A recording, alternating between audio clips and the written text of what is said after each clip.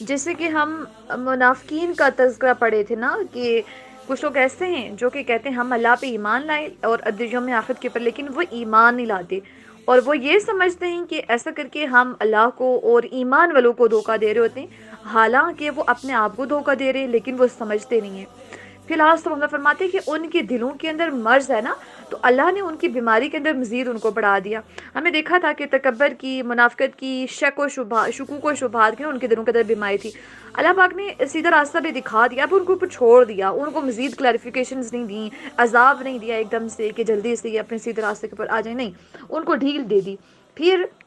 وہ بیماری کے اندر مزید بڑھتے گئے، اور اللہ سبحانہ فرماتے ہیں وَلَهُمْ عَذَابٌ أَلِيمٌ بِمَا كَانُوا يَكْذِبُونَ، وہ جھوٹ بولتے ہیں اس وجہ سے ان کے لیے عذاب ہے۔ پھر اللہ سبحانہ فرماتے نا، آپ دیکھیں کہ منافقین کی نشانیوں میں سے ایک نشانی یہ بھی ہے نا، بلکہ چاروں نشانیاں اس کیٹیگری کو فلفل کری ہیں کہ وہ فساد پھیلا رہے ہوتے ہیں زمین میں۔ ہم نے لاسٹ جو لیکچر تھا اس کے اندر دیکھا تھا کہ جب وہ بات کرتے ہیں تو جھوٹ بولتے ہیں، جھوٹ کی وجہ سے فسادات پیدا ہوتے ہیں، پھر وعدہ خلافی کی وجہ سے بھی، امانت میں خیانت کی وجہ سے بھی، اور اگر دوسروں کے ساتھ لڑائی جھگڑا کرتے ہیں تو بد زبانی کرتے ہیں، برے الفاظ استعمال کرتے ہیں، تو گندی زبان استعمال کرتے ہیں، گالیاں دیتے ہیں۔ تو ہم نے دیکھا تھا کہ یہ چاروں چیزیں جو ہے نا زمین کے اندر فساد کو برپا کر رہی ہوتی ہیں۔ اب ان کا سب سے بڑا مشن ہی یہی ہوتا ہے نا کہ معاشرے کے اندر ڈسٹربنس پیدا ہو، فساد پیدا ہو، اور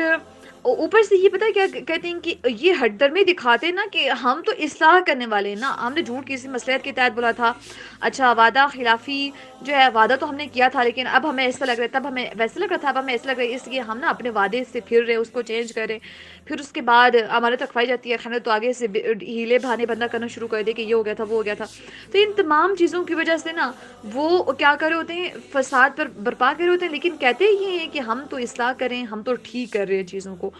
تو بیسیکلی یہ آگ لگانے والا کام کرتے ہوتے ہیں، یا پھر نمک زخم کے اوپر نا نمک چھڑکنے والا کام کر رہے ہوتے ہیں۔ تو اب دیکھیں کہ صلح کروانے کے لیے نا، کہ تو کسی دو پارٹیز کے درمیان صلح کروانا ہو یا دو افراد کے درمیان، تو اس سچویشن کے اندر جھوٹ بولنا جائز ہے، اجازت ہے۔ لیکن یہ کیا کرتے تھے، ایسے لوگ کیا کرتے ہیں کہ جھوٹ بول بول کے نا لڑائیاں کروا رہے ہوتے ہیں، ان کی جھوٹ کی وجہ سے فساد برپا ہوتی ہیں، لڑائیاں وغیرہ پیدا ہو رہی ہوتی ہیں۔ تو اب اللہ سبحانہ و تعالیٰ نے ایسے لوگوں کو، جو کہ یہ چار کون کون سے،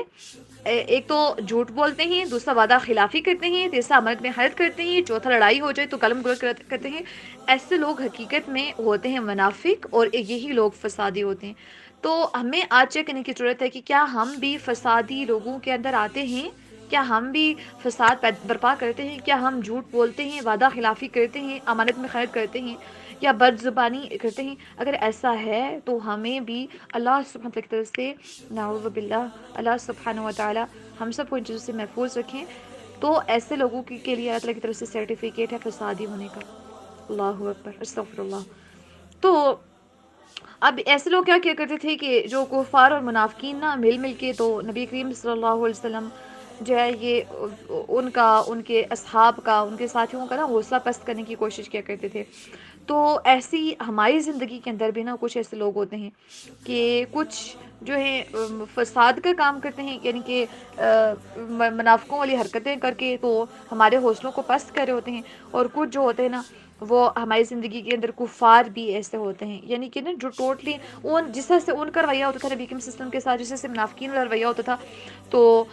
ویسے ہی ہمارے اندر زندگی کے اندر کچھ لوگ ہوتے ہیں کہ کچھ لوگ ہوتے ہیں کفار کی طرح ڈائریکٹ ہمارے ساتھ نا دشمنی کرے ہوتے ہیں کہ بس آپ میری دشمن ہو، اور ان کی حرکتوں سے نظر بھی آ رہا ہوتا ہے کہ ہمیں ڈیگریڈ کرنے کی کوشش کر رہے ہیں۔ تو ہمیں پتہ ہے کہ منافقین اور کفار جو ہے نا یہ ایک دوسرے کے اپوزٹ ہیں۔ کیسے؟